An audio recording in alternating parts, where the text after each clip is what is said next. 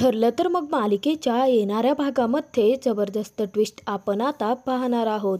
अखेर आता रियाच्या प्रकरणामधून अश्विनला सायलीच बाहेर काढणार असते। सायलीने एका भन्नाट आयडियाने आता अर्जुनला लग्न आणि प्रेम याबद्दलची जाणीव तर करून दिलेली असते, परंतु आता दुसरी एक भन्नाट आयडिया काढून आता अश्विनला रूमच्या बाहेर घेऊन येत आता त्याच्या मनात जो काही गोंधळ निर्माण झालेला असतो आणि प्रेमामध्ये अश्विनला जो काही त्रास होत असतो त्यामधून आता सायलीच अश्विनला बाहेर काढणार असते।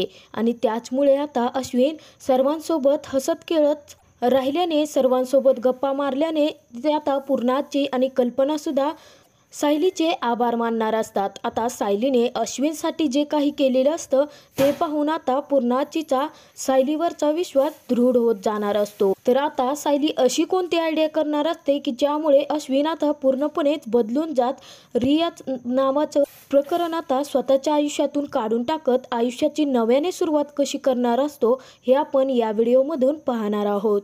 अर्जुनने आता कुणालच्या आयुष्यामध्ये जे काही घडलेलं असतं तेच सर्व आता अश्विनच्या आयुष्यामध्ये घडतंय असं सर्व काही सांगून त्याचा प्रेमावर आणि लग्नाच्या नात्यावरती अजिबात विश्वास नसल्याचं सायलीला सांगितलेलं असतं। आणि त्याचमुळे सायलीच्या अचूक लक्षात आलेलं असतं की अर्जुनच्या मनामध्ये प्रेम आणि लग्न याबाबतीत आता किती कडवटपणा भरला आहे। आणि त्याचमुळे एक भन्नाट आयडिया काढत सायली आता सर्वांना एकत्र आणते, जेणेकरून अर्जुनला प्रेमाची जाणीव होईल, नात्यांची जाणीव होईल आणि अश्विनला सुद्धा आता तिला सर्वांसोबत हसत खेळत परत पूर्वीसारखा करायचं असतं।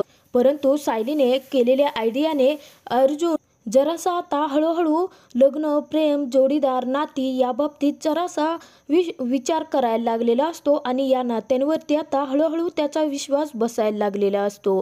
पूर्णाची त्यानंतर प्रताप यांनी आपल्या आयुष्यामध्ये जोडीदाराचं किती महत्त्व असतं आणि जोडीदारामुळेच आपल्या आयुष्य पूर्णपणे कसं बदलून जातं हे सर्व काही सांगितल्यानंतर अर्जुनच्या आता खाडकन डोळे उघडलेले असतात। तर सायली रूममध्ये अर्जुन एकटाच बसलेला असतो आणि तो फक्त बुक वाचण्याचं नाटक करत असतो, कारण अर्जुनच्या मनात तर फक्त आता पूर्णाजी, प्रताप जे काही बोललेले असतात त्याबाबतच विचार चालू असतात।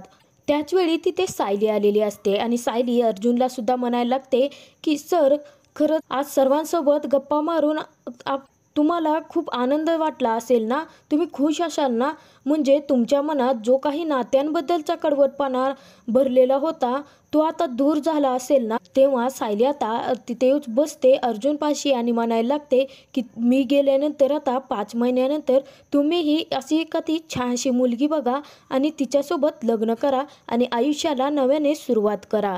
आता सायलीचं ते वाक्य ऐकून जो अर्जुन हळूहळू थोडाफार विचार करायला लागलेला असतो तो अर्जुन परत सायलीवरती चिडतो, कारण अर्जुनला फक्त आता स्वतःच्या आयुष्यामध्ये सायली हवी असते आणि अर्जुन सायलीवरती प्रेम करतोय ही गोष्ट अर्जुनलाही त्याची जाणीव होत नसते आणि सायलीलाही होत नसते।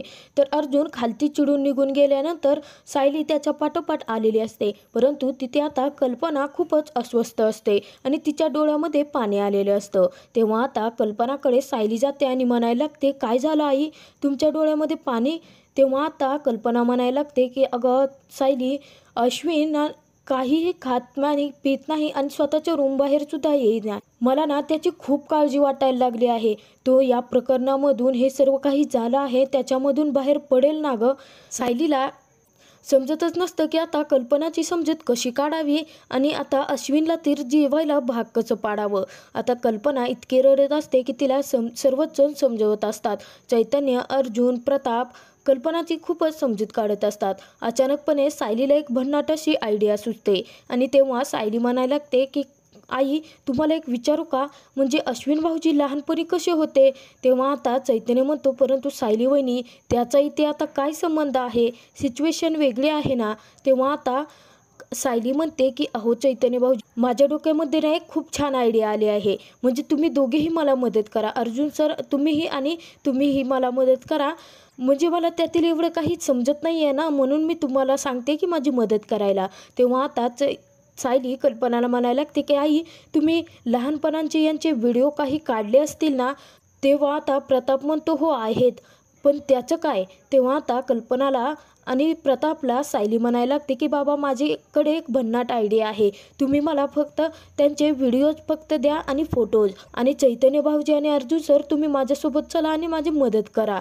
तेव्हा आता सायली जे काही करत असते ते पाहून आता सर्वजण फक्त सायलीचं ऐकत असतात. तेव्हा आता कल्पना आणि प्रताप दोघेही जातात आणि सायलीला अश्विन, अस्मिता त्यांचे बालपणाचे सर्व फोटोज, त्यानंतर बालपणाचे जेवढे काही त्याने व्हिडिओज काढून ठेवलेले असतात ते सर्व काही घेऊन येतात.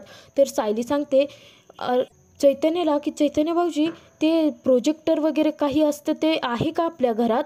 तेव्हा आता अर्जुन म्हणतो हो आहे, त्याचं काय? तेव्हा आता सायली सांगते की तुम्ही ते फक्त लावा, प्रोजेक्टर तुम्ही घेऊन या, आपण सर्वच जण मिळून आता सगळेच जण गप्पा मारत हसत खेळत आता ते सर्व तुमच्या बालपणीचे व्हिडिओज पाहूया. तेव्हा आता अर्जुनलाही समजत नसतं की नक्की सायलीला करायचं तरी काय आहे. त्यानंतर सायली जसं सांगते अगदी त्याचप्रमाणे चैतन्य आणि अर्जुन प्रोजेक्टर घेऊन येतात, प्रोजेक्टर लावतात आणि तिथे सुरुवात होते ते अर्जुन, अस्मिता आणि अश्विनच्या बालपणांच्या व्हिडिओची आणि फोटोची. तेव्हा आता प्रोजेक्टर वगैरे लावल्यानंतर आता सायली पूर्णाजी अस्मिताला बोलावून घेते. तर अस्मिता म्हणते हिचा अजून काय नवीन आहे, मला ना आता हे अजिबातच काही पाहायचं नाही आहे. आता इथे मूव्ही बघायला का कोणाला टाईम आहे, मी तर माझ्या रूममध्ये चालले आहे. तेव्हा आता चैतन्य म्हणतो अस्मिता ताई अगं मूव्ही बघायची नाही आहे, आपण ना तुमच्या बालपणीच्या व्हिडिओज पाहणार आहोत. तेव्हा आता अस्मितासुद्धा खूप खुश होते आणि मग ते अरे हो मला पण बघायचं आहे. आणि त्यानंतर पूर्णाजीला सुद्धा आता प्रताप विनंती करतो, आग्रह करायला लागतो, त्यामुळे पूर्णाजी सुद्धा तिथे बसते. तर आता सायलीने अर्जुनला सांगितलेलं असतं की तुम्ही काय करा, हळूहळू एक एक व्हिडिओची फुटेज चालू करा. तर आता इकडे हळूहळू फुटेज चालू झालेले असतात आणि एक एक करून आता अस्मिता अर्जुनच्या बालपणाच्या सर्व व्हिडिओ चालू झालेले असतात. अचानकपणे मध्येच आता अश्विनच्या बालपणाची व्हिडिओ चालू होते. तर आता अचानक अश्विनला स्वतःचा बालपणीचा आवाज ऐकू आल्यानंतर इकडे अश्विन आता जो रियाच्या विचारांमध्ये गुंतून पडलेला असतो, तिचा विचार करत असतो आणि रडत असतो, तो अश्विन आता पटकन बाहेर येतो. तर बाहेर येऊन पाहतो तर प्रोजेक्टर लावलेला असतो आणि त्यावरती सर्वच जण आता आनंदाने गप्पा गोष्टी करत हसत खेळत आता ते सर्व त्यांच्या लहानपणीचे व्हिडिओ पाहत असतात. तर अश्विन आता येतो आणि उभा राहूनच तिथे आता व्हिडिओ पाहायला लागतो. तेव्हा आता सायली म्हणते भाऊजी तुम्ही जाऊन आईंजवळ बसता का? त्यानंतर अश्विन आता कल्पनाच्या बाजूला जाऊन बसतो आणि सायलीने जी काही आयडिया काढलेली असते ती आता हळूहळू काम करायला लागलेली असते. अखेर आता अश्विन निदान रूमच्या बाहेर तरी आलेला असतो. तेव्हा आता सायली म्हणते की मला एक सांगा, म्हणजे तुम्ही लहानपणी जे काही दंगामस्ती खोडकरपणा जो काही केला आहे तुमच्या शाळेत, तुम्ही कसे होतात ते सर्व काही मला ऐकायचं आहे. म्हणजे सकाळी आपण जसं तुमच्या जोडीदारांबद्दल तुम्ही माहिती दिलीत ना, अगदी आता मला अश्विन भाऊजी, अर्जुन सर आणि अस्मिताताईच्या बालपणाच्या सर्व व्हिडिओज पाहिल्या, परंतु काही माहिती मला तुमच्या तोंडूनही ऐकायची आहे. तेव्हा आता अस्मिता अर्जुन दोघेही बोलत असताना अचानकपणे आता अश्विनसुद्धा हसत बोलायला लागतो. आता सर्वच जण अश्विन हसत बोलतोय म्हटल्यानंतर खूप खुश असतात आणि सायलीसुद्धा टकलावून आता अश्विनकडे पाहायला लागते. तर अश्विन म्हणायला लागतो की दादा आपण हे असं केलं होतं अस्मिताताईला, तेव्हा आपण हे खोडी काढली होती, आपण शाळेमध्ये असं केलं होतं. आता ह्या बालपणीच्या सर्व काही गप्पा गोष्टी अश्विनच्या तोंडून बाहेर पडत असतात आणि अश्विन खूप खुश होऊन हसत आता सर्व काही सांगायला लागलेला असतो.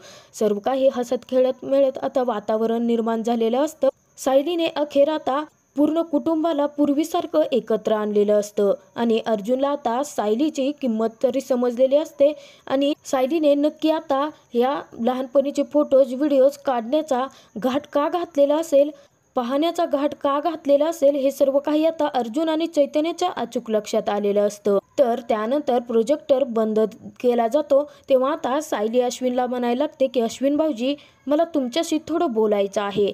म्हणजे मला असं नाही म्हणायचं आहे की तुम्ही रियाला आता कायमचं विसरून जा, परंतु आता रिया जर तुमच्या आयुष्यातून गेलीच आहे म्हटल्यानंतर तुम्ही हळूहळू तिला विसरून जात, तुम्ही स्वतःच्या आयुष्याची नवी सुरुवात का नाही करत? म्हणजे तुम्ही आता तुमच्या बालपणीच्या सर्व व्हिडिओज पाहिल्या, तुमच्या आयुष्यातून एक व्यक्ती निघून गेली आहे म्हटल्यानंतर तुम्ही इतके अस्वस्थ, इतके कासावीस झालात, स्वतःला इतका त्रास करून घेत स्वतःला खोलीत कोंडून घेतलंत. परंतु मी काय करायचं अश्विन भाऊजी? मला तर माझे आईवडील कोण होते, ते कसे होते हे सुद्धा मला माहिती नाही.